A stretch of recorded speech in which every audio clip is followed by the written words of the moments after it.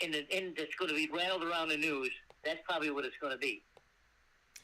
Yeah, I mean, as we look at this and we look at this conference realignment, and we look at the Big 12. We talk about the traveling, right? And you discuss the Big 12's all over the place right now. They are all over the place. Now they don't have an identifier when you talk about their conference. They don't have we're the Big West, or we're the Big South, and mind you, these conferences, have been working to obviously stay together and do things that they need to do, and they've been featured on the show here recently when you talk about the Big South and the Big West. But the Big 12 has kind of, you thought maybe, is it a Midwest institution? And no. And maybe it's a North institution. No. You know what I mean? It's like you think about what could they be? What's their identifier? And they continue to grow. They continue to expand. And they're not your Midwest. That's what was kind of the thought when we looked at this conference, was that it was a Midwest conference. It's not a Midwest conference. And so the Big 12 being where they are right now, we're seeing them evolve into kind of just taking over whatever they can. They're trying to be the third power. And in being the third power, they have to put themselves in a situation to have the branding. So the Big 12, well, they got branding, right? There's teams within the Big 12 that have value in branding, right? You look at BYU and what they've done. You look at Baylor has obviously boosted themselves over the years in football and basketball. We look and we're talking about men's and women's basketball and football when we talk about Baylor. You look at UCF and what they bring in, and they're in Orlando, in the center of the mecca for entertainment and amusement. That's helpful. Then you look at Kansas and what they bring for men's basketball. The Houston Cougars and what they bring for men's basketball and what they could bring for football down the road. Cincinnati and what they bring for football, but they don't have Luke Fickell, their head coach, anymore. So there's some value here. Then you bring in Arizona, which obviously has a huge name and branding, so that's helpful to you as well. So the Big 12 has some branding and has some good pieces. They don't have what the other conferences have when we're talking about the Big 10 and the SEC, but who does? And the Big 12 does. They do have something to sell. Now, the Big 12, looking at their TV deal, and seeing where this is at, the Big 12... I pulled it up too. Yeah, they negotiated back in October of 2022, last year, almost a year ago. They negotiated a 6-year, $2.3 billion agreement with ESPN and Fox. The agreement begins in 2025-26 and runs through 2030-31. The annual revenue will increase from $220 million each year to $380 million for the conference. So, there is a boost here with the Big 12 and their new TV extension deal with ESPN and Fox. So, this is obviously, looking at this, the new contract includes ESPN having more than 60% of the inventory and Fox adding a portion of college basketball to their inventory here. So this is obviously meant to help the addition. And right now, when they did this, the $380 million being divided 12 ways with BYU, UCF, Cincinnati, and Houston. Now, with the Big 12 being essentially the Big 16, you have to figure out how you're going to divide this 16 ways.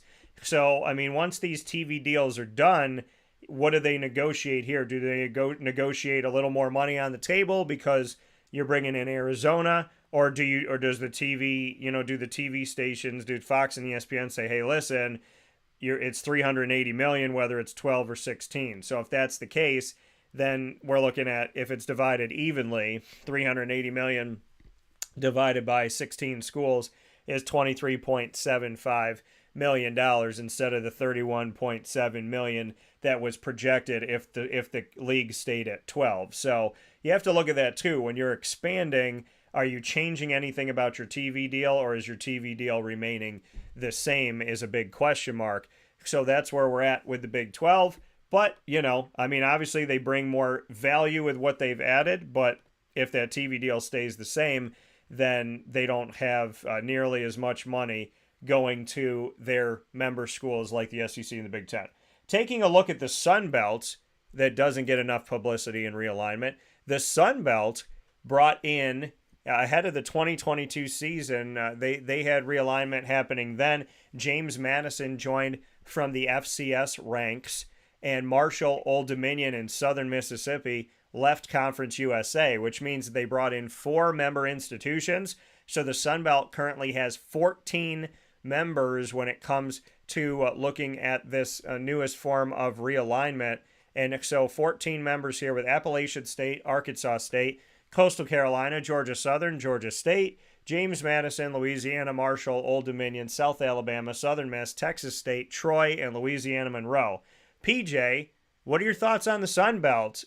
Because they got 14 member institutions, and they have expanded within the last couple of years instead of retracting. What are your thoughts? Well, they're a nice conference, but face it, Daniel, they're the minor leagues. I mean, they're not going to – they'll be crazy to keep scheduling some of these big teams. The 3 conferences now have 50 schools in 3 conferences. And Little Sun Belt's got 14. And Little Sun Belt's going to try to schedule a Florida State or something like that. And the only reason they do that is to make money. I call them, what do I call them? Patsies. Anyway, I'll think of that. I don't know that the Sun Belt's going to go anywhere because of the description of their teams. They're just not.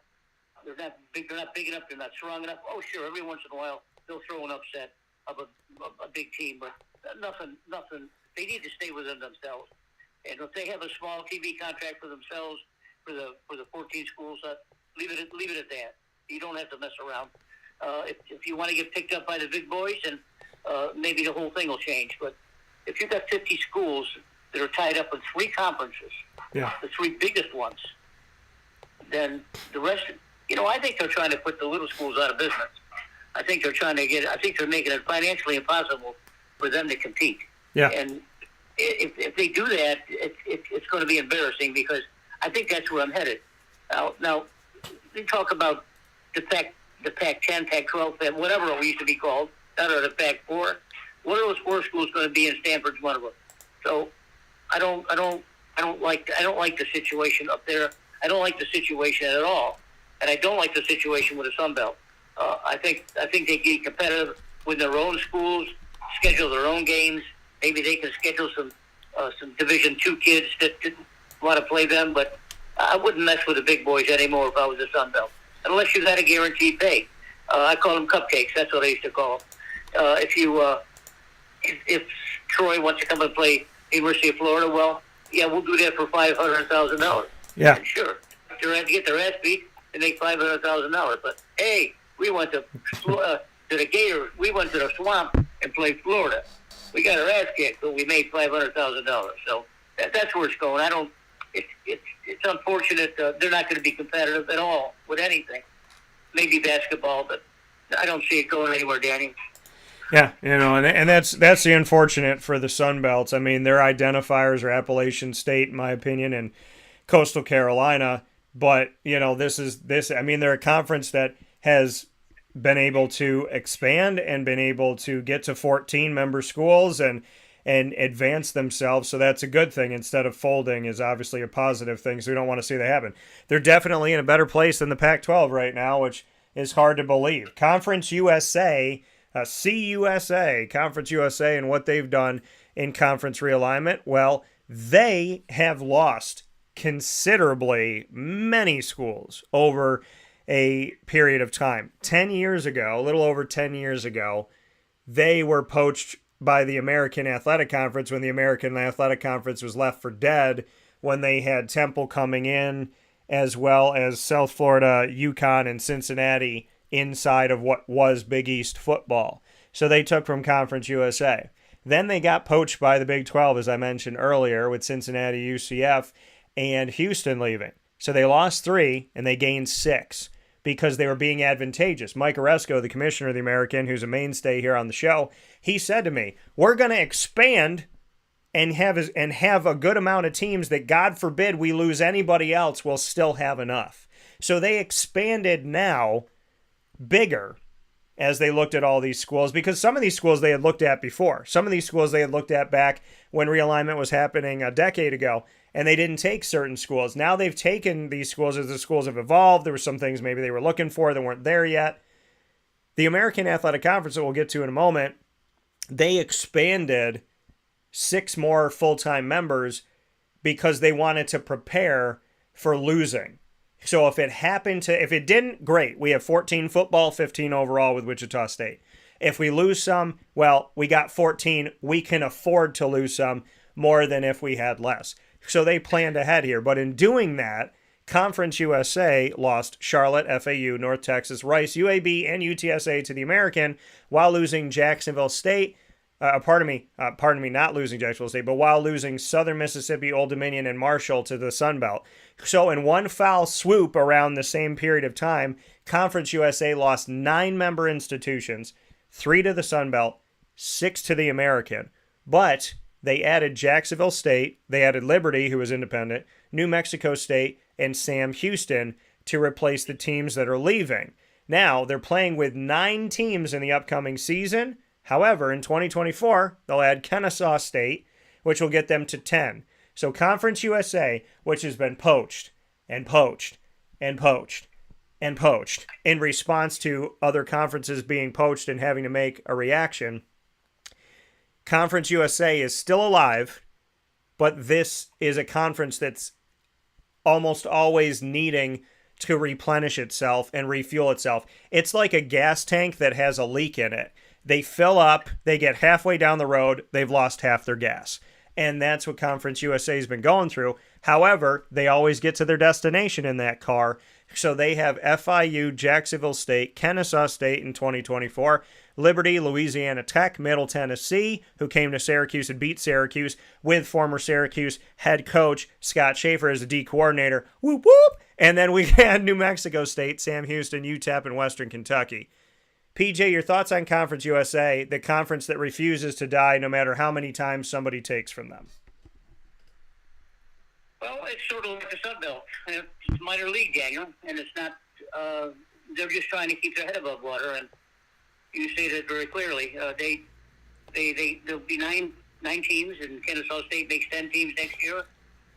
Again, they're the kind of conference where you can get teams to go play Clemson for $750,000 and get beat 60-3 and be happy about it. I want to see the little schools. I don't mind if they play the big schools, and I don't mind the monies that they make. I think that's fine. And I'd like to see more coffeers, more money going to coffees at these smaller schools, because they have other sports to deal with. I mean, all of these universities got 20, 25 sports. I mean, how do you pay for all this stuff? If you don't have a major league television contract for football, you're not going to do it. So Sun Belt and Conference USA, whatever they got going, keep it going. Maybe you got a TV contract we'd like to put together. But and again, that these are minor league teams, as we call them. They're not of the 50 that just make up the big 3 that we've already talked about today. It's unfortunate. They have smaller stadiums. Their ticket prices are smaller. Their crowds are smaller. You know what I'm talking about. I mean, it's just you see one of these games on TV or one of the road channels, and there's not too many people in the stand compared to the Swamp or the other places. It's tough road to hoe. And listen, if you can grab $750,000 from someone, do it.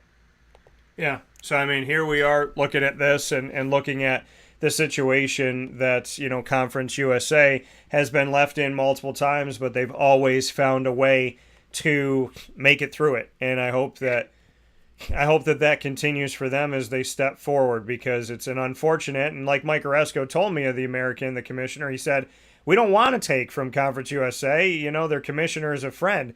But when we're left in a situation where we've been taken from, we have to take from somewhere. So that leads us to the American Athletic Conference, which for the first time ever will boast of 15 schools that are within the conference in some respect, and 14 football members. Wichita State is in for everything but football, as they used to have a football program. They canceled it, but if you watch the TV show Ted Lasso on Apple TV Plus, they brought Wichita State football back for the TV show.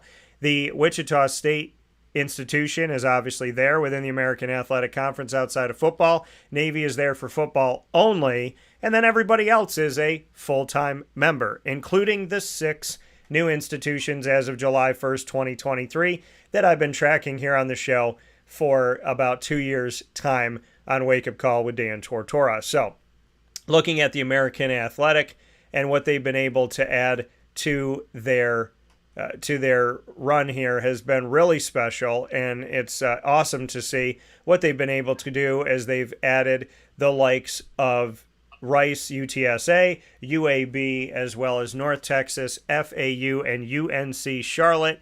The American Athletic Conference could also be potentially going after Cal, Stanford, Oregon State, and Washington State.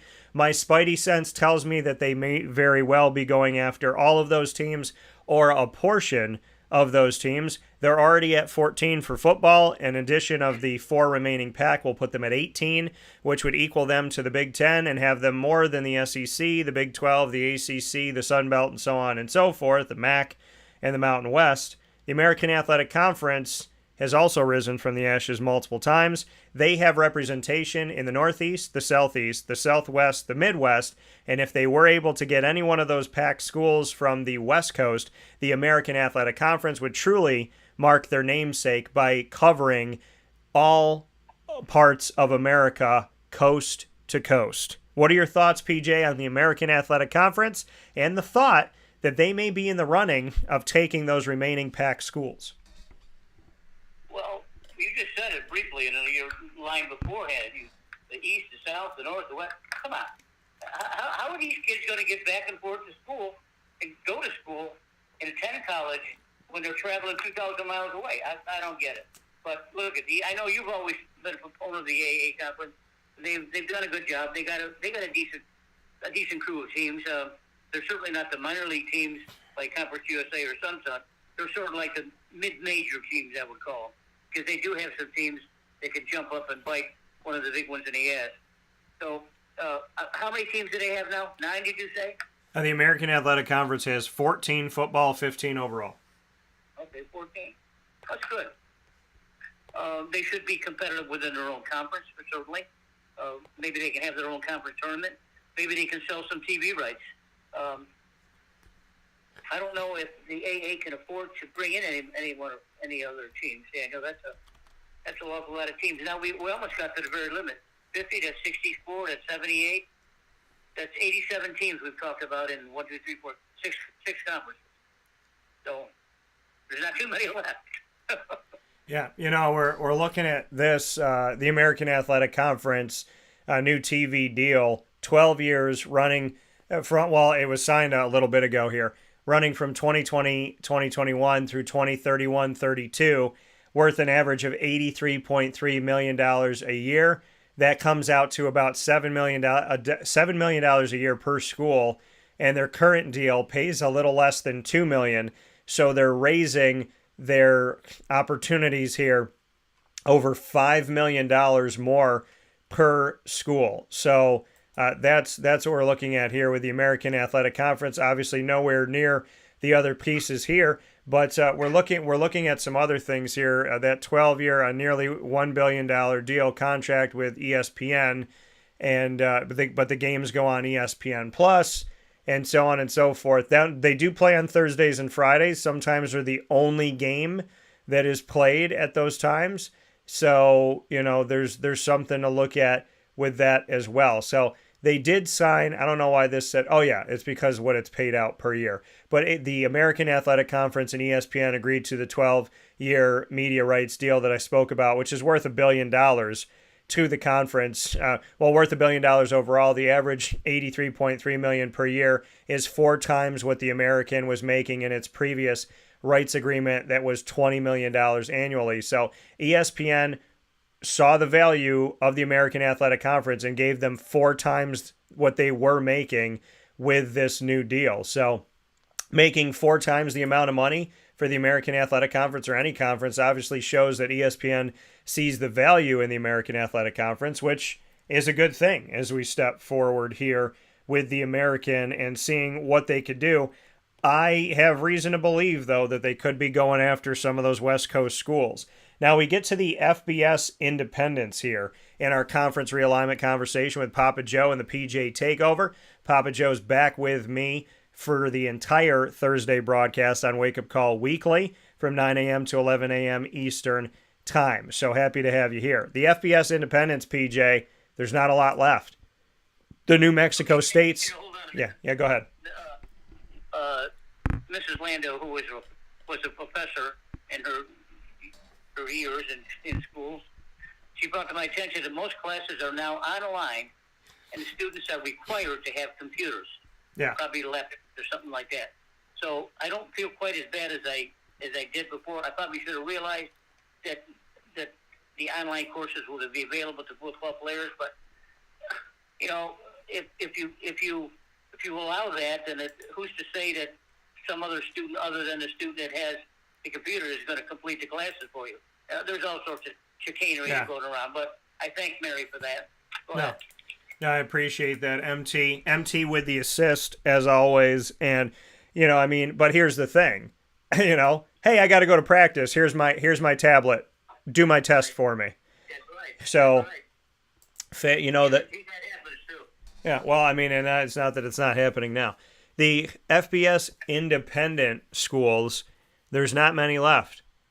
Liberty, who's beaten Syracuse in recent history, and almost had a trifecta of beating 3 ACC schools in one season. They had never beaten an ACC school, then they defeated 2 in the COVID year of 2020, almost 3 of them. Liberty is now, like I said before, a member of the Sun Belt, and with Liberty joining that and moving forward here, we're now in a situation where this has become a very, or pardon me, not the Sun Belt. Liberty has joined Conference USA. My pardon on that. So Liberty is a Conference USA school, no longer independent, and New Mexico State is no longer independent as well, as they had been independent for a spell here.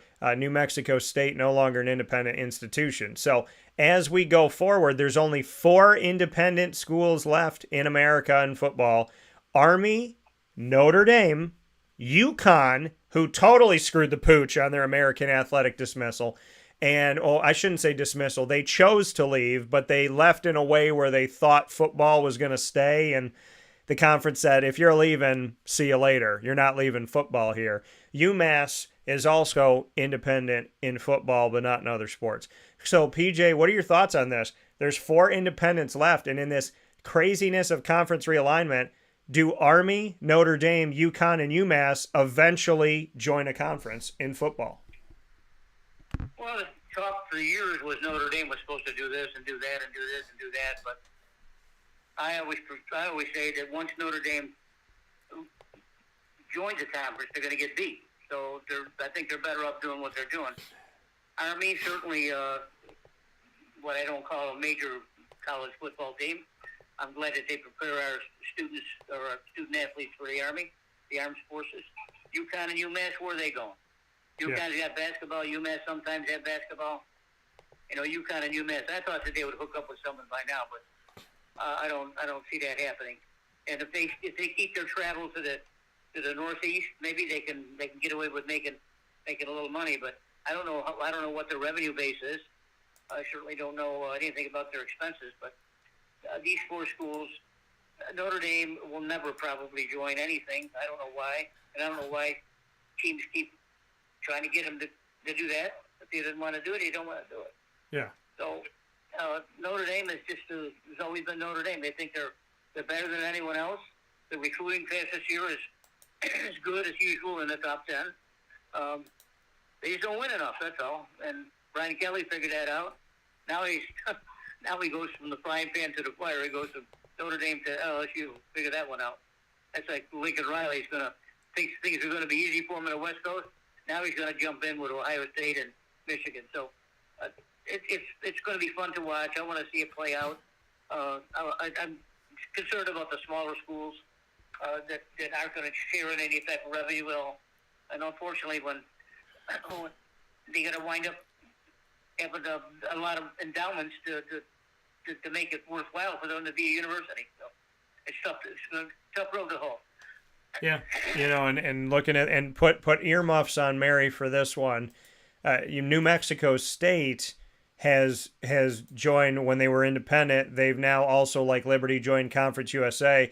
Within Conference USA is Jacksonville State, who back in 2021 went to Tallahassee and beat Florida State 20-17 on a Hail Mary heave, where prevent defense apparently wasn't a very preventing defense for Florida State, who let the receiver catch the ball and did not tackle the receiver, keeping the receiver in front of them, but following the receiver into the end zone, as Jacksonville State defeated Florida State 20-17. So yeah, it's going to make mention of Conference USA for that respect. As we continue our realignment conversation here with Papa Joe, we come off of the independents and we move on to the next conference here as we go top to bottom, left to right, the MAC. The MAC I've commended as being the strongest conference through realignment. They have 12 members. They had 12 members. They will have 12 members. Back in the day, they had 12 members. They've continued to be with 12 members. And when I talked to the commissioner, Dr. John Steinbrecher of the MAC in our Commissioner Corner series just a couple weeks ago, I said to him, you have like a cement conference. Your conference is locked in. All these other conferences are liquid. You have been cement. You have been titanium. You have stayed together, and arguably they are the thickest of thieves more than any other conference. The MAC more than the SEC, more than the Big 12, more than the Big 10, more than the Pac-12, more than the American, more than Conference USA, more than the Sun Belt, more than anybody has stayed together. They're not expanding or contracting. They have Akron, Ball State, Bowling Green, Buffalo, Central Michigan, Eastern Michigan, Kent State, Miami of Ohio, Northern Illinois, Ohio, Toledo, and Western Michigan. The MAC attack is back again, and they still have 12, PJ. They have not been phased by conference realignment. They've been ironclad. What are your thoughts on the MAC? No. They got a lot of nerve. They must have some rich endowments coming in to pay their bills, because I know they're not going to make any money on the football on the TV. I'm sure they have a good business plan, Daniel, that they looked at that makes sense to them. And I would like to know what that business plan is, too, because I'm interested in something like that. How can you compete against $3 billion here and $7 billion there and wherever, How do you compete against that? So the business plan must be really good, really sharp. So you must have enough money coming in to pay for football and the rest of the sports that they're carrying. I commend them for doing it. I commend them for staying tough. But still, I'd like to find out how they're making money. Yeah, the ESPN has a deal with the MAC, 13-year extension will run them through 2027 is what we're looking at here. So that's the deal that they signed with this, and the media rights deal lasting until 2027. I'm looking here. I'm trying to get the money on here at what it looks like here for the MAC, but it doesn't seem to kind of divulge. Let's see here. So through 2022-23, they'll be on display via the CBS Sports Network, but the majority of the action's on ESPN on weeknight matchups and ESPN Plus through 2026. So there's no money disclosed that I can see.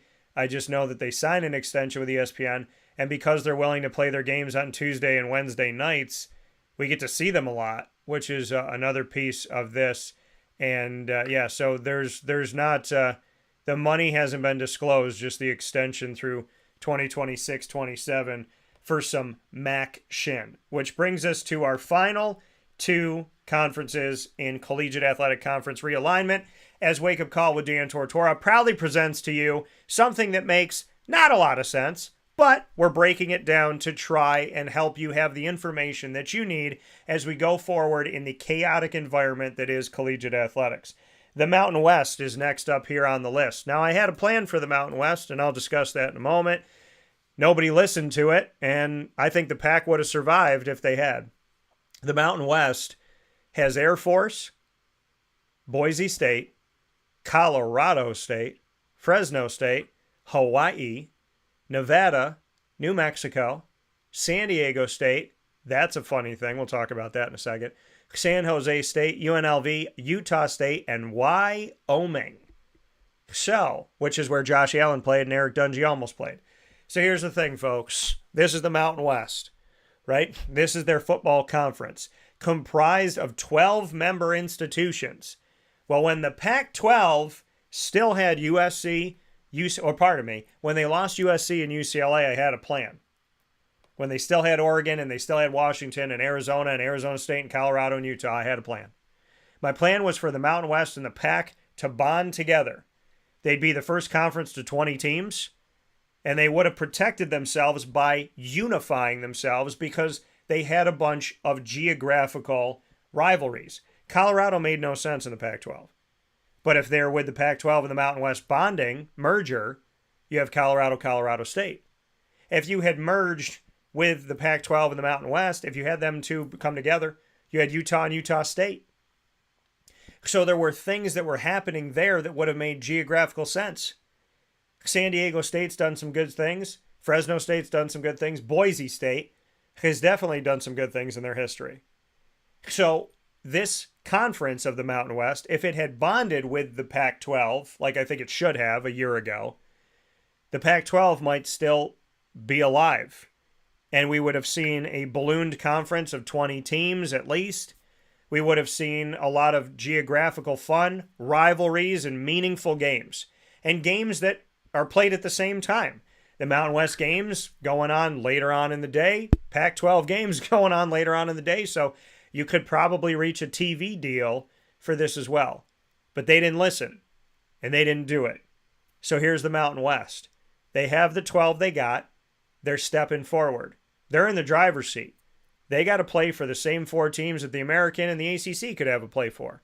Because if the Mountain West gets Cal, Stanford, Oregon State, and Washington State, the last remaining Pac schools, well, this bonding could end up working out in the favor of all. Because the Mountain West gains more teams, they get to 16, and at the same time, the Pac schools that are currently there don't have to worry about a lot of crazy travel, and their games of the teams that remain could make more sense in the western portion of the United States. The point that I have to make is San Diego State did this really interesting, we're leaving, just kidding. And I think that that was the signifier that realignment wasn't done, if anybody thought it was. Before Colorado left the Pac-12 for the Big 12, San Diego State said, hey guys, it's been fun, we're leaving the Mountain West. They said, where are you going? San Diego State didn't answer. I think San Diego State thought that they were going to the Pac-12. I think San Diego State, and this is my opinion, this is not me saying somebody said this to me, this is my opinion. I think San Diego State left the Mountain West because they were going to get invited to the Pac-12. And then they were tipped off that the Pac-12 was about to be ripped to shreds, so they very kind of in the middle of the night at 3 o'clock in the morning ran back to the Mountain West and said, we never left. It was just an aberration. It was a figment of your imagination. We didn't do anything. Well, the Mountain West said, BS. We're going to charge you for our legal fees, for all of our attorneys, for the crap that you put us through. But guess what? The Mountain West still has San Diego State, and San Diego State still has the Mountain West. But I think the reason why San Diego State left the Mountain West and then ran right back in a very strange revolving door type of situation where they went to leave the hotel and then were like, oh gosh, I forgot my keys, and came right back in. Kind of like when someone's trying to break up with someone because they think the grass is greener on the other side.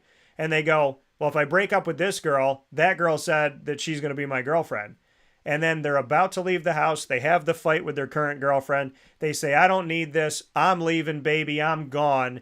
They go to walk out the door and they get a text message from the new girl saying, I just went back to my ex-boyfriend. Good luck on your future endeavors. And San Diego State decided, I better make up with my girlfriend and tell her I was just kidding about leaving our apartment. That's what San Diego State did. And I think that them doing that was a signifier of them being tipped off that the Pac-12 was going to be divided. And I think that's why San Diego State left but didn't really leave. What are your thoughts, PJ? Well, of everything we've talked about this morning, this makes the best sense. The Mountain West has always been strong. They've always had a bunch of serious teams that can play football. Boise State being the very best of them. I'm sure they have some type of TV deal that they share in.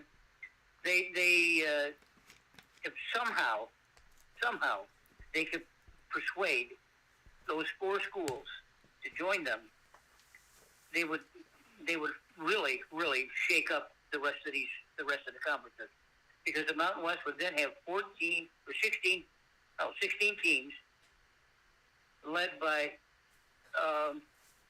Stanford. I think that's strong. I think that's real strong. And Mountain West is not a minor league team like the other conferences, the Conference USA, Sun Belt. They're strong enough to play with the big boys. Not all the time, but in most cases they can play with the big boys. And this shows strength on their part. Also shows strength that there's perhaps room for Stanford and their little buddies over there to join them. Geographically, it makes a lot of sense. Of everything that we've talked about, this makes the most sense because geographically it fits. It fits. 16 teams, frankly, within a driving distance of each other, except for Hawaii. And it makes a lot of sense. I'm excited about that. I would like to see that, and I'm glad that the Mountain West is held to their guns. Yeah, so that's where we're at, which leaves us with our final conference to talk about, which is the conference that is all but gone. Who would have thought we would ever be in America in college football where the Pac-12 would be the dying conference? They have 4 left. If in the former makeup of college football, they couldn't really be a conference. You only have 4 schools. They couldn't play a conference championship because they don't have 12. They couldn't play a conference championship because they're not split into divisions. Those were the old rules. Well, the Pac-12 has 4. Oregon State, Washington State, Cal, and Stanford. And guess who's at Oregon State?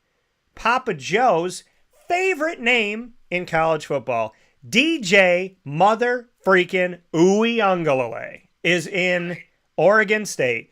DJ Uiagalelei has left Clemson for a conference that's almost dead. Now, He still can't. what'd you say? He still can't play. And here's the thing. So here we are. We're living in a world where the American that some people thought was never going to make it, made it. The Sun Belt that some people didn't know about, made it. Conference USA, made it. The MAC, strong. And the Mountain West is stronger than the Pac-12. Who would have thunk it? Now, there's people that say, Dan, the Pac-12 is going to go out there with their 4 schools and no TV deal and no reason to join their conference except for their name and their history, and they're going to steal from everybody else. They're going to come after everybody. No, they're not. I don't want to see the Pac-12 die. I really don't. I want to see the American thrive because they've been disrespected and left for dead a million times. I want to see the same reason for Conference USA and everything that they've been through.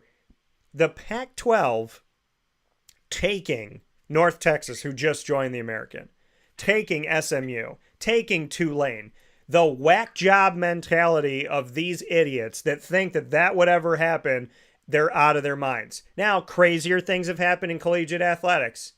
But why a conference with no TV deal? They couldn't get a TV deal done with Oregon, with Washington, with Cal, with Stanford, with USC, with UCLA. If you couldn't get a TV deal done with your major schools, what are you going to do with 4? The Pac-12 has less value today than every other conference in America when it comes to TV deals. The Pac-12 does not have a conference. They have 4 teams. It's not enough. You can't do that with 4 teams. You see that all the time. Well, we have 4 member institutions for lacrosse. We have to go find associate members so we can get enough together to actually play a conference schedule. You can't play a conference schedule of 4 teams. We're going to play each other 100 times a season. Are we going to have Oregon State, Washington State, Cal, Stanford, Cal, Washington State? Or, I mean, you think about it, if we got 4 teams and they're playing 12 games, I mean, they're going to round robin home and home every year. I mean, this is stupid. It's ridiculous. The Pac is almost dead. The Pac had a chance to take from the Big 12. Instead, the Big 12 took from the Pac. The Big 12 had the TV deal. The Pac did not. The crazy thing about this entire situation is because these teams left when they did and there being no TV deal, I don't think any of these schools had to pay any exit fees. So they didn't only leave the Pac-12, they left for free. So the Big 10 didn't have to pay any money. The Big 12 didn't have to pay any money. And they gained and they ballooned and they grew. The Pac has 4. I do not see the Pac existing unless they bond with the Mountain West like we just talked about. Any other thing is going to kill the Pac, be it the ACC, the American, or a coupling of both, or joining the Mountain West. This is like The Bachelor, Papa Joe. There is 4 roses remaining. And who will get those final 4 roses? Will the ACC get a rose? Will the American get a rose? Will the Mountain West get a rose? But I'll tell you what's not happening. The Rose Bowl is not going to have Pac-12 representation anymore. Those roses from The Bachelor are going to somebody else. The Pac is about to die, and the question is, who is going to kill them with the last 4 teams leaving? I don't want to see the Pac lose their identity. I don't want to see the Pac go away. But Papa Joe, with no TV deal, no exit fee, and no identifying school there anymore, where do these last 4 schools go? Yeah, unfortunately, they have no shot in this current configuration. I don't know what the presidents of the colleges were thinking about up there, but they certainly didn't have their ear to the ground at all about listening to what the ramifications were happening right in front of them throughout the nation, not only in the West but throughout the nation. And perhaps they didn't do any due diligence. They didn't form any type of company to look and see what their options were. I mean, you're running a major business here. You've got to have a business plan, and you got to have someone that can help you make decisions. And apparently, they don't have anyone like that, or they refuse to use that type of resource. If I had that resource, I sure as hell use it, because I don't want to see my team, I don't want to see my school run down the road like this. I mean, Stanford, let's face it, Stanford, come on, of all the schools, the best school in the nation, period, for graduating everything. And I don't have to, that's another rant of mine, but that's beside the point. These schools deserve a place to go. Unfortunately, they have presidents with their heads stuck in the sand, and they're not going to do anything about it. Now, the smart thing for them to do, if they already haven't thought about it, is to give the Mountain West a call and say, "Listen, can you get 4 more teams? We can help you with a TV contract. Let us go to 16 games, 16 teams, and let us help you form a plan to get a TV contract to make some money." Yeah. Would you do that, Mountain West? And the answer is you don't know. There's some variables out there for these 4 schools, but unfortunately, all the variables are not very good. Now, if you want to pick up and go across country with the Big Ten or the SEC, I think the SEC would take Stanford and Oregon State in a heartbeat. I think that Stanford and Washington. But again, it's the travel and stuff like that. But it's a difficult situation, and they've made their own bed. Their situation, they could have solved their situation 6 months ago, and wouldn't be in this kind of position. Now, if they have a fiduciary balance due, what's going to happen with that? Are they going to be able to pay their bills? So they're not going to get any funds from for the football game to Gates. Stanford's got a big stadium. They can't fill it. They're not going to fill it now. So I don't even know if they have a football schedule now. So they're in a pickle. And the four schools, I would certainly get the four schools together, the four presidents and athletics directors, and get together and say, come on. Like I say always when I was dealing with unions, I'll put the pizza in the middle of the table with bunches of sodas and water. We ain't leaving this room until we make a deal. And that's what they should do. Yeah, and I mean, listen, at this point, again, and I had said it a year ago, the Mountain West and the Pac should have bonded when USC and UCLA left. You would have still had Oregon. You would have still had Arizona. You would have still had Colorado. You would have had Arizona State. You would have had Utah. You would have had Washington. And, I mean, you still would have had Washington State, Utah State now, Colorado State. It would have made a ton of sense. It would have been great. Boise State going up against Oregon. That would have been fun. And, I mean, it would have worked. And if they were looking at it going, there's not a lot of value here. Well, now you have almost no value. So, I mean, coming down to it, yeah, Cal and Stanford, education-wise, great stuff. Oregon State, the Beavers spoil some things sometimes. Washington State, they've had some good coaches here and there, some good players.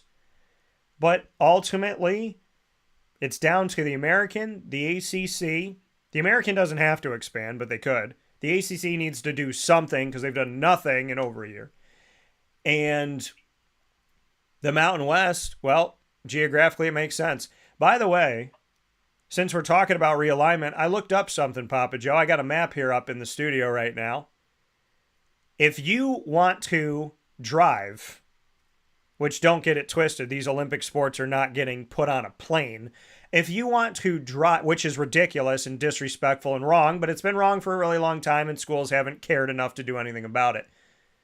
If you take the Penn State field hockey team, soccer team, volleyball team, you pick, and you decide that you're going to drive across country, it's 2,571 miles from Penn State to USC, which are now going to be two Big Ten schools in 2024.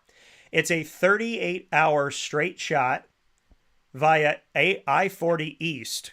Right now, as I currently speak to you, there's 1, 2, 3, 7, 8, 9, 10, 11, 13 construction zones en route from Penn State to USC. So the chances that this 38-hour trip is longer than 38 hours, 2,571 miles, Papa Joe. Let me do another one for you, just for giggles here. We're going to go from the University of Arizona, who's now going to be joining the Big 12, which is now the Big 16 in 2024. We're going to go from the University of Arizona to another school that joined the Big 12 and will begin Big 12 competition in 2024. Or pardon me, bring their Big 12 competition in 2023 as UCF.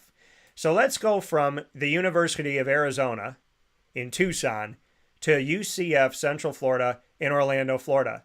That trip is 2,042 miles via I-10 East. It's a 29-hour trip, and that currently has some seemingly road closures here, as well as 1, 2, 3, 4, 5, 6, 7, 8, 9 construction zones, which will take you from Tucson, Arizona to the middle of the state of Florida. Now, folks, you know what happens when you drive? I mentioned construction. There's toll roads. On top of that, there's this thing called weather, and there's also traffic. If you're taking a 29 to 38 hour trip across the United States of America, some people do that on vacation in the summer when they have a month to do it. When you leave on a Tuesday for a Friday game, this is going to be a buttload of fun. There's going to be teams on the road forever, because if Arizona's on the road and they got to play UCF, they might as well go to Oklahoma State, Texas Tech, and Kansas on the way, because why the heck not? So they're not going to have a home game for a week, 2 weeks, maybe. PJ, when I really break it down and I give you the mileage, the hours, the construction, and the states that these teams are going to have to go through, what do you think about Olympic sports, field hockey, volleyball, soccer, lacrosse, tennis, swimming and diving, and so on and so forth, having to trek over 2,000 miles just to play one regular season game? Embarrassing to think that the cost of something like that. I don't think it's feasible myself. You get back to those 4 schools that we're talking about. I would like to look at the rosters, their football rosters, and look at their transfer portals. Yeah. I'll bet the transfer portals will probably be overflowed with kids that want to go somewhere else. I wouldn't blame them either, too. So it's that situation that those 4 heads have got to get together and come up with something. Perhaps maybe the next time we talk about this next week or so, there'll be some decisions made. But right now, it looks pretty bleak. Yeah, and Cal and Stanford continue to be in the news, and we continue to sit here and wait to see what's going to happen. Again, it makes logical sense for them to go to the Mountain West, but if they're looking to make some money, then the American has a TV deal, the ACC has a TV deal. But here's the question, and here's the issue, and here's something I talked about a while ago. Is there a loophole for the ACC? If the ACC has the grant of rights, which has guarded them from being poached until 2036, if they open up expansion and they open up their TV deal, does the grant of rights dissolve within that period of negotiation where the SEC can come right in and take Clemson and Florida State for free and have no issue whatsoever? I think the SEC has been playing the long game, the chess game, and what I think they're waiting for, and I said this many months ago, and I'll say it again. I think the SEC, and potentially the Big Ten, but the SEC, in my opinion, is waiting for the ACC to back right into their checkmate. And when the ACC goes, hey, Cal, Stanford, Oregon State, Washington State, they're available. Let's open up to expansion, at least for Cal and Stanford. And when they open up the TV deal, does that grant of rights go away? And all of a sudden, everybody's a free reign opportunity, and Clemson, Florida State, Miami, and whoever else bolts the ACC. Could the ACC, by opening up their expansion again, Cal and Stanford, end up losing the schools that they currently have? Could the ACC, by expanding, make a terrible backing up decision right into the SEC? Are we hours away, days away from seeing the ACC think they're adding Cal and Stanford only to lose at least Clemson and Florida State? That's possible. That is really, really possible. So I'd like to be a fly on the wall of those worms if they're talking. That's a scary situation right there. The ACC are playing tough, I guess.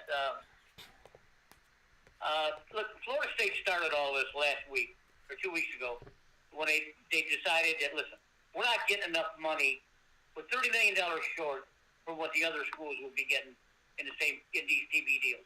We're not getting the money, and we have a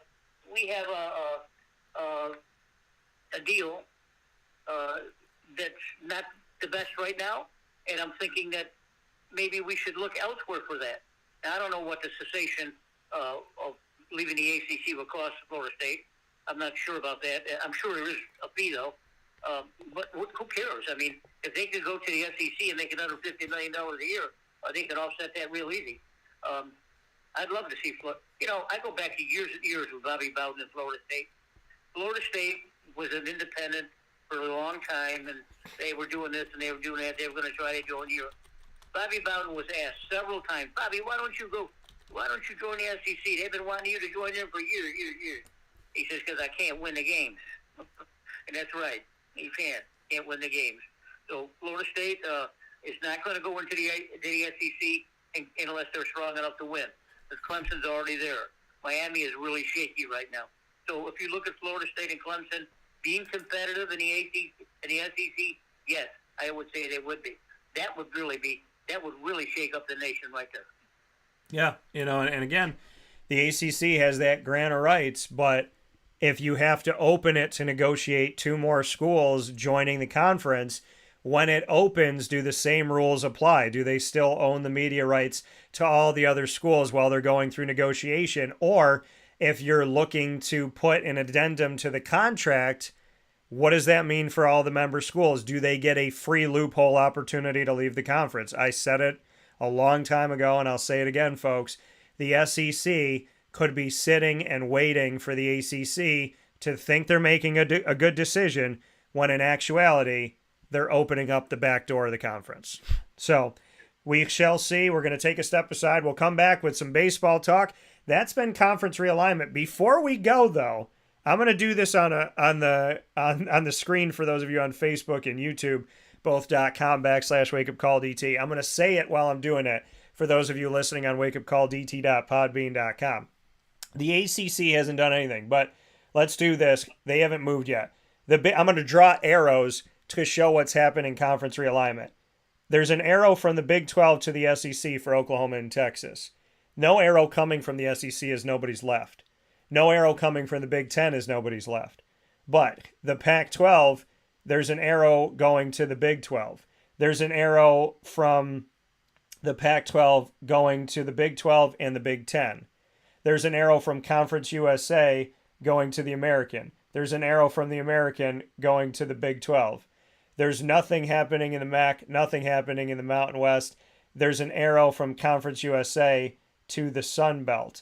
So if you look at this and really and then the FBS Independents, there's an arrow of them going to Conference USA. So with some of those schools leaving here, so there is an arrow there. So if you look at this on your screen right now, this is conference realignment. Arrows coming from the Pac-12 to the Big 10. Many arrows going to the Big 12, arrows coming in and out of the American, but nothing happening with the ACC as of right now. So the ACC, I'll put in a box here. I'll put the MAC in a box here, and I'll put the Mountain West in a box here as well. The Sun Belt also in a box, is they're not looking to lose anybody as it stands right now. Plenty of arrows across your screen. What does it all mean? A lot of money, a lot of miles, and football's going to have to pay for volleyball now. So we'll take a step aside for a fast break. We'll come back with PJ to wrap up today's show with baseball talk right after this. This has been the Conference Realignment Conundrum, the chaotic environment of collegiate athletics on Wake Up Call with Dan Tortora, where sports meets life. In these unique times, there are those in our community that give us a sense of normalcy and positivity. Pizza Man on 50 Oswego Street in Baldwinsville has been here for you for over 35 years and is here now.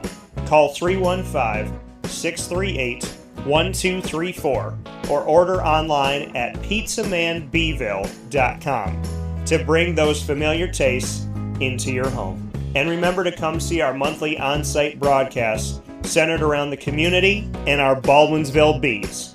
Pizza Man in Baldwinsville. Any way you slice it, they are always here for you.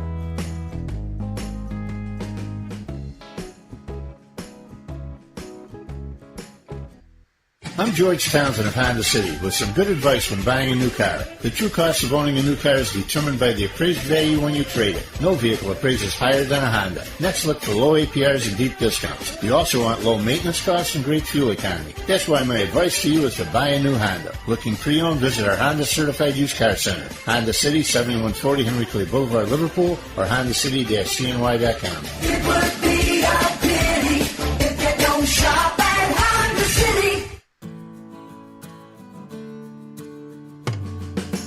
Our corporate purpose at Chick-fil-A is to glorify God by being faithful stewards of all that's entrusted to us and to positively influence all those who come in contact with Chick-fil-A. And what became increasingly clear from our success in Cicero is that people love Chick-fil-A. And also I think we recognized that, we had a great opportunity to grow the brand and grow our platform. I felt incredibly grateful when I was selected to be a Chick-fil-A operator. I think what it's meant for me, what I've come to realize on a very deep level is that this is a calling for me. It's not a career, it's not a job. The Lord called me to be a Chick-fil-A operator and to use these restaurants to glorify Him and to positively influence other people. I'm blessed. I'm very blessed. Head to Chick-fil-A Clay on 3974 State Route 31 in Liverpool, New York.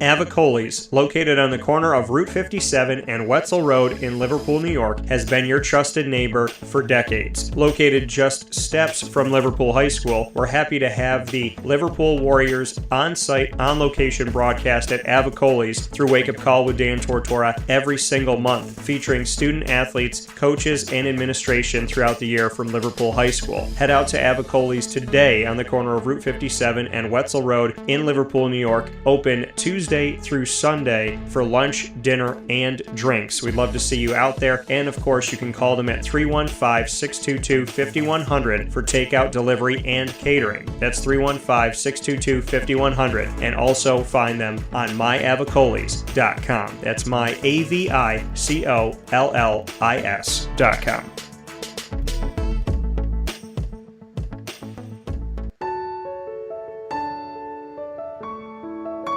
Having peace of mind when you're out of town that your furry-loving friend is safe and sound means taking them to Canine Campground, because we all know that when it comes to the love of our pets, it goes well beyond the call of duty to make sure they're safe and sound. Right, Lily? So take a ride to 242 Johnson Street in East Syracuse, New York, and see Canine Campground and where your dog will be staying in the classic cabin, the executive cabin, the grand cabin, or of course the luxury cabin, because if you know Lily, you know she loves luxury. Now you don't have to wait to the last minute to find a family member or a friend that'll take your dog for a few days. Call Canine Campground at 315-299-4013. That's 315-299-4013. Their drop-off and pickup times are Monday through Sunday. Check K9campground.com for more information. That's the letter K, the number 9, and campground spelled with a K.com. K9campground.com. When you're going out of town, bring your dog to Canine Campground.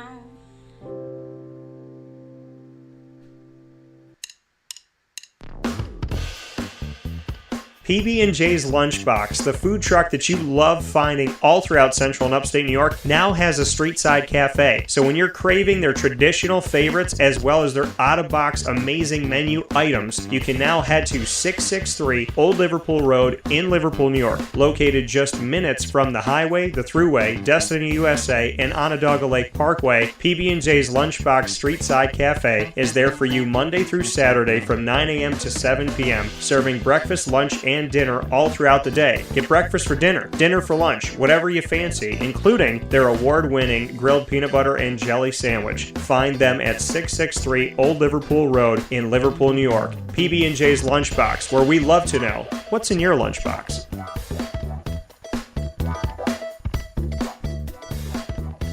This is a special message from 317 at Montgomery restaurant owner Joel Carpenter. Open Tuesday through Saturday for your dining pleasure on 317 Montgomery Street in Syracuse, New York. We wanted to be a part of the resurgence of Syracuse. We saw a lot of money being put into bringing people back downtown and thought that, we'd like to be a part of that.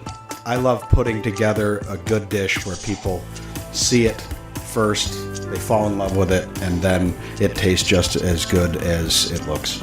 We want to provide the best food in Syracuse that we possibly can, and we want you to leave here talking to your family, your friends about what you had to eat first and foremost, but also our service, and to walk out feeling like you're part of our family. I work out in the front of the house a lot, and I love walking to every single table, asking them how everything is, and people looking at me and smiling and saying, this is the most amazing short rib I've ever had. This is the most amazing filet I've ever had. And Donna is great. Sarah's amazing. Thank you for coming over and talking to us. And them just being truly happy for the experience that they've gotten. 317 at Montgomery Restaurant, part of the fabric of downtown Syracuse, located on 317 Montgomery Street in Syracuse, New York. Open Tuesday through Saturday for a unique and memorable dining experience.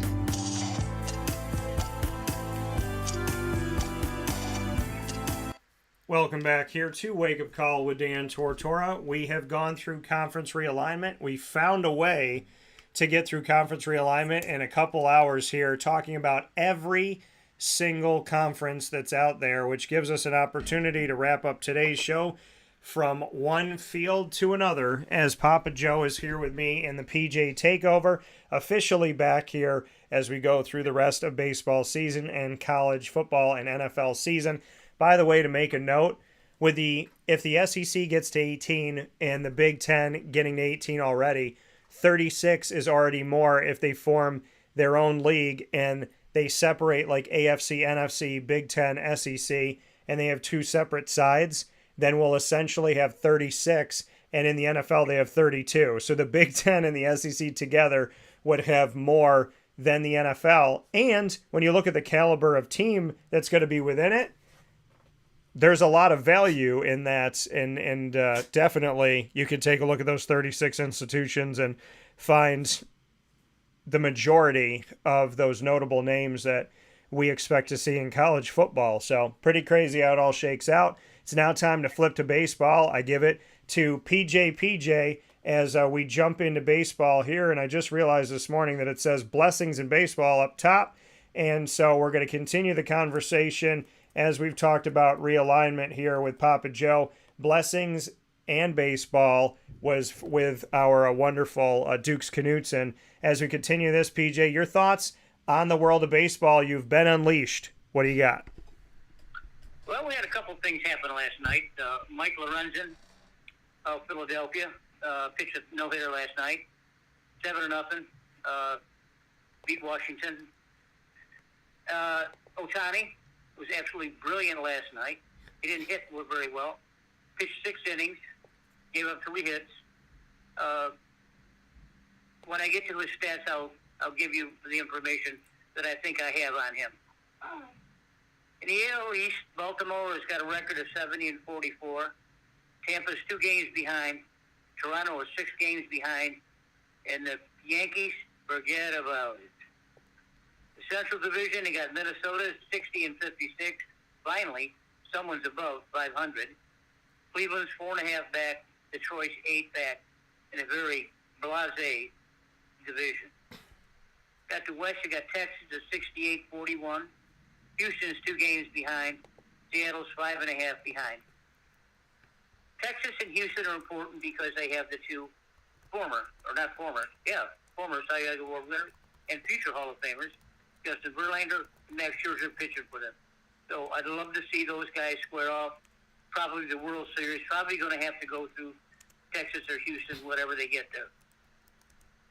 National League East, got Atlanta 72-40. Philadelphia's 10.5 back. New York Mets are 21 games out of it. Forget about it, number 2. Central Division, got Milwaukee at 62-44. They've fallen really slack lately. The Cubs and the Cincinnati are 2.5 games back. Another blasé division in the Central, but my Brewers are still hanging in there. The West, we got LA at 67-46. San Francisco 6 back, and Daniel Zona, 11 games out of it. They went from first place to 11 out. They lost 3/4 of their games last month. Can't do that, bud. Talk about hitting. The American League, Bo Bichette from Toronto is hitting .321, leading the league. The only problem is he's on a DL, so he's not gonna be for a while. He probably loses place. Andrew Diaz from Tampa Bay is hitting .318. Ohtani is hitting .306. Ohtani is leading the league in home runs at 40 home runs. He's also got 83 RBIs. Yeah. Garcia from Texas has got 89 RBIs. Kyle Tucker from Houston's on a tear recently, got 84 RBIs. Ohtani's hitting .306, 40 RBIs, 40 home runs and 83 RBIs. It's out. It's a really long shot, but this kid's got a shot to be a Triple Crown winner. What he's doing is amazing. I still say that every week, and I'm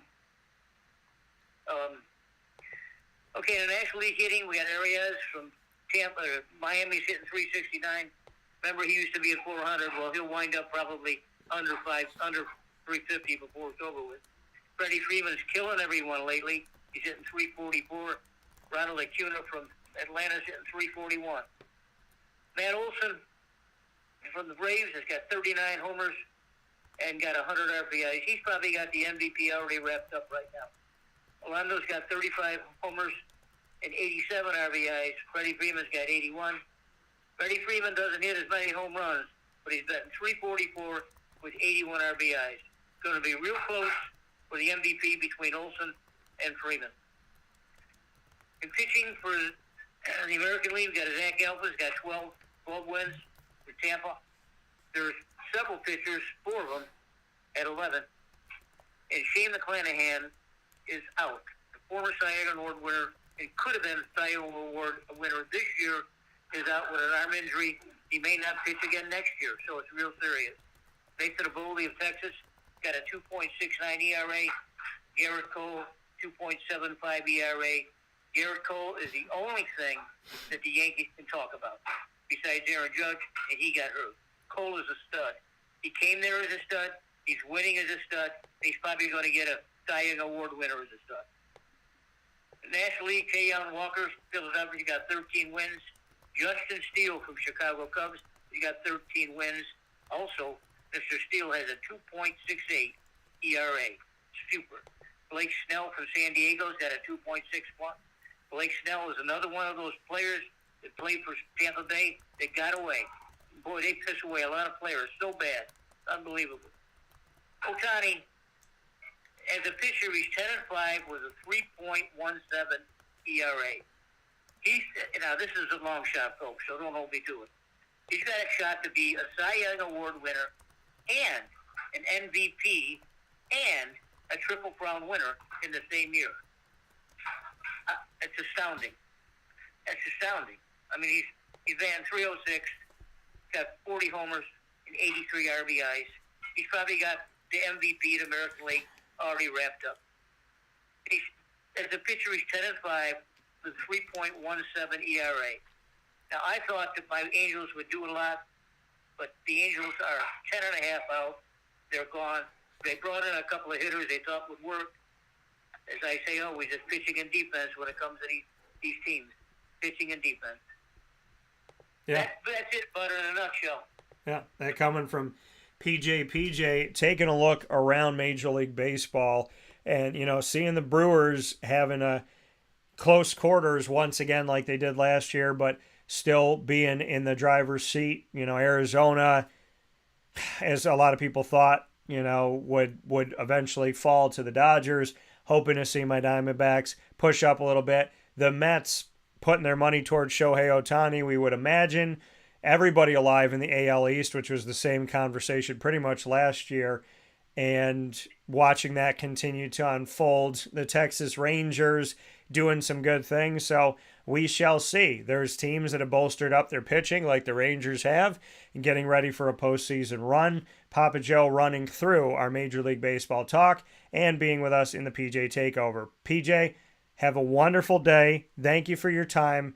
Conference realignment. We talked about every single conference all the way through. We've spoken about the FBS, and now you and I need to go get some lemon, some hot water, and some honey and rest these pipes of ours after a giant show of conference realignment in baseball. Thanks for everything. See you later, Bud. Bye-bye.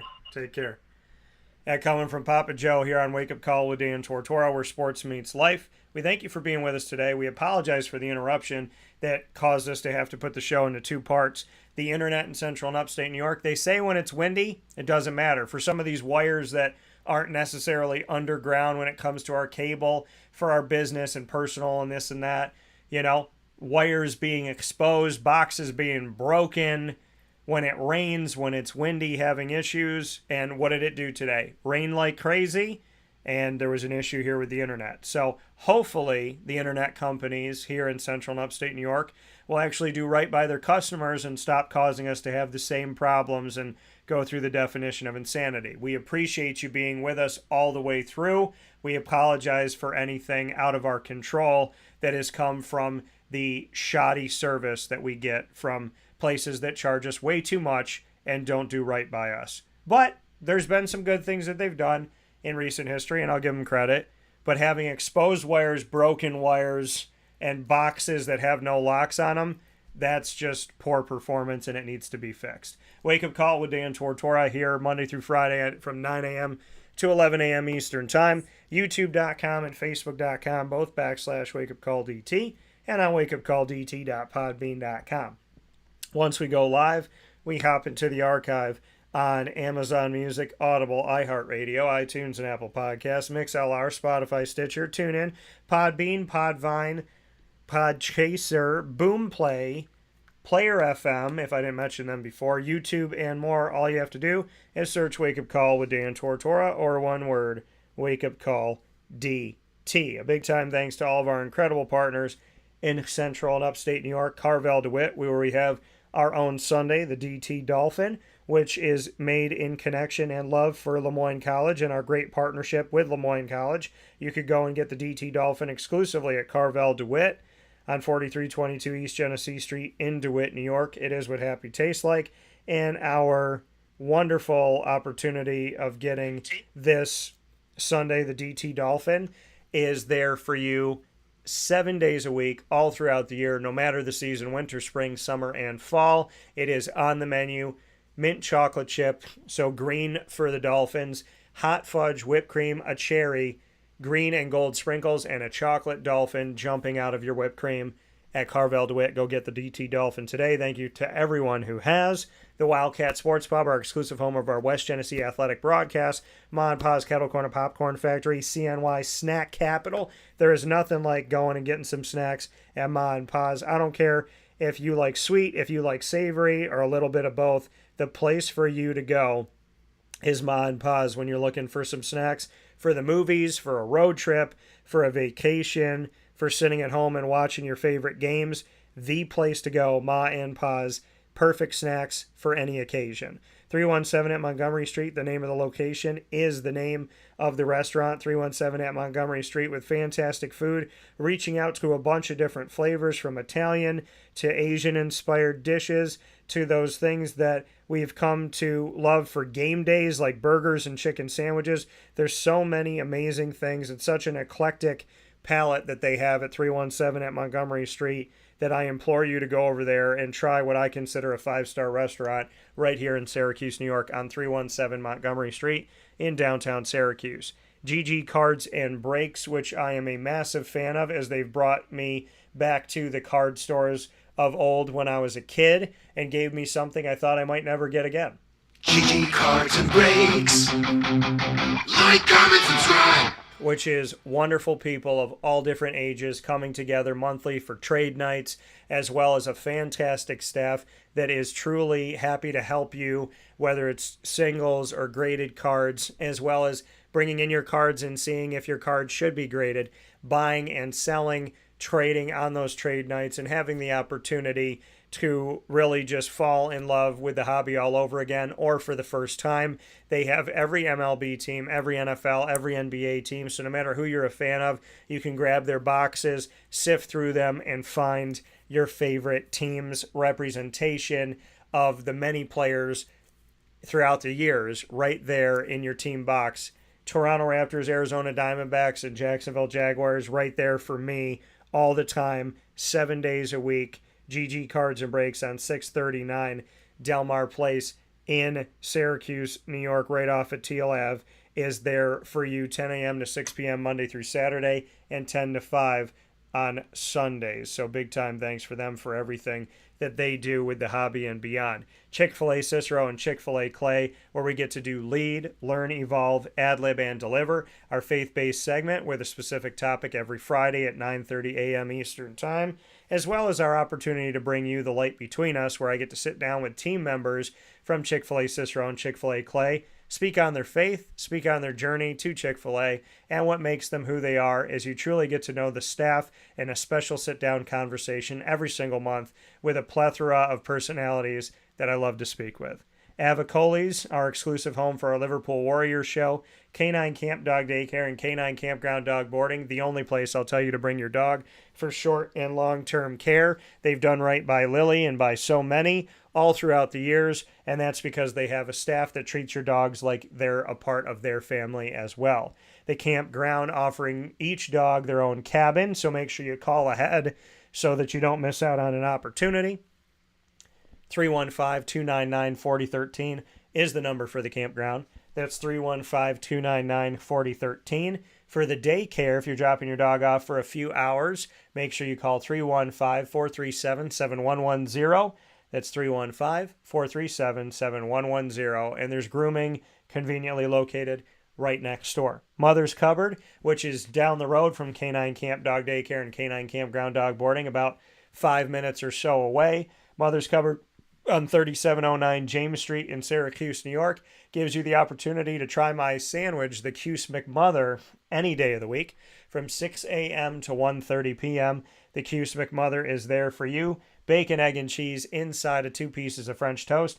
Pick it up and eat it like a sandwich. Cut it up and eat it with syrup, however you like it. It's right there for you 7 days a week. The Cuse McMother, taking over Cuse in the Syracuse staple restaurant of Mother's Cupboard. Chick-fil-A Watertown, as well as Pizza Man, our exclusive home of our Baldwinsville Bees episodes as well. And we're going to be there on Monday, August 14th, celebrating the Beeville Bees' most recent state championship title team. And of course, we also have Off the Rails with Al Romano, a national champion in college football, joining me there throughout the year. And I always love my time with Al. Great Lakes Honda City, where I get all my vehicles. And of course, we are the exclusive multimedia marketing partner of your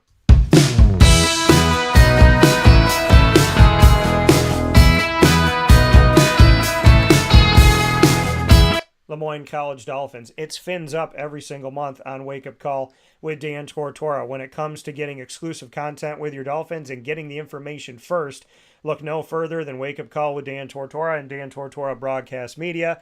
Wednesdays at 9 a.m. Eastern Time are considered Dolphin Time weekly.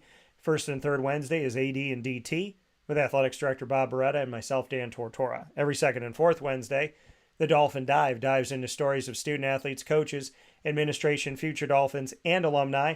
Our Dolphin Dive and AD and DT content is on the Lemoyne tab on wakeupcalldt.com. It is available to you 24/7 in our library by subscribing to youtube.com/wakeupcalldt. For more information, go to LeMoyneDolphins.com. And as always, fins up.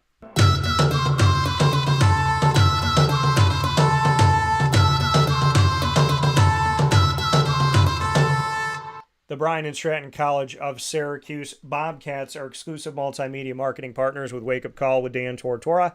You'll find your Bobcats with us every single month for men's soccer, women's soccer, men's and women's basketball, baseball, and esports. The Bobcat Buzz coming to you monthly with student athletes, coaches, and administration throughout the year, bringing us their incredible stories and a very unique college and a very unique opportunity for students and student athletes. The Bobcats bring us such a wonderful breath of fresh air, and in that uniqueness and originality that they have as a college for student athletes and students, truly make my job a ton of fun with the Bobcat Buzz every single month.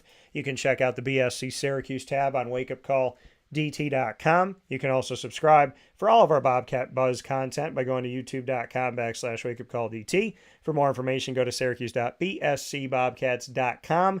And as always, go Bobcats.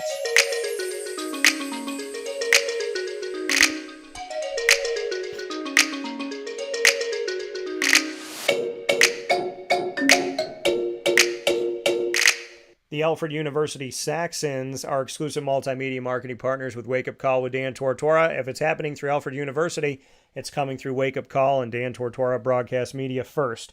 Every first and third Monday at 10:30 a.m. Eastern Time, we bring you the presidential perspective with multiple topics happening with President Mark Zupan, including the Saxon Hill Complex expansion of the facilities for student athletes and fan experience, as well as the school as a whole on Jericho Hill. Very much appreciate everything that Alfred University is doing. They already have great facilities, and they're only making them better with the Saxon Hill Complex.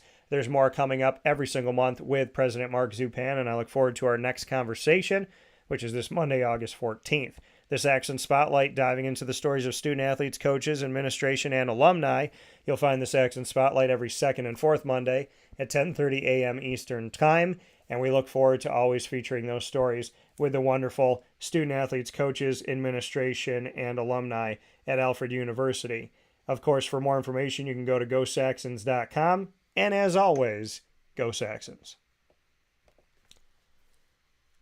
With that being said, here on Wake Up Call with Dan Tortora, I want to thank you for joining us for our continued conference realignment, chaotic going-ons conversation. We appreciate you being here for conference realignment for collegiate athletics as well as Major League Baseball. I always appreciate you hanging out with Papa Joe and I on Thursdays, and now that PJ will be taking over my entire Thursday, he'll be co-hosting with me on Thursdays weekly as we have conversations on whatever's going on in the world of athletics, including Major League Baseball, college football, and the NFL for sure, and of course your Jacksonville Jaguars in our On the Prowl conversation. So, a lot of great stuff coming up on Wake Up Call. You can find us on Facebook at Wake Up Call DT, Twitter or X at Call DT, Instagram at Wake Up Call _DT, and we're also on the Threads thing through Instagram as well.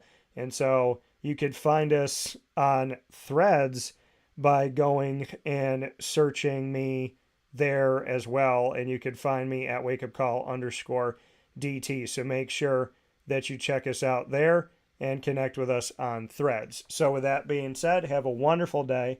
God bless, no stress, do your best. And internet companies, can we please get